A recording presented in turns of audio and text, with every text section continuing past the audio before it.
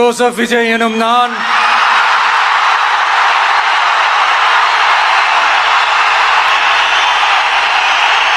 சட்டப்படி அமைக்கப்பெற்ற இந்திய அரசியல் அமைப்பின்பால் உண்மையான நம்பிக்கையும் மாறா பற்றும் கொண்டிருப்பேன் என்றும்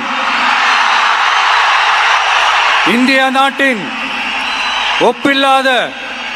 முழு முதல் ஆட்சியையும் ஒருமையையும் நிலை நிறுத்துவேன் என்றும் தமிழ்நாட்டு அரசின் முதலமைச்சராக உண்மையாகவும் உளச்சான்றின்படியும் என் கடமைகளை நிறைவேற்றுவேன் என்றும்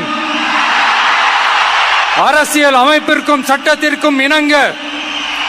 அச்சமும் ஒருதலை சார்பும் இன்றி விருப்பு வெறுப்பை விலக்கி பலதரப்பட்ட மக்கள் அனைவருக்கும்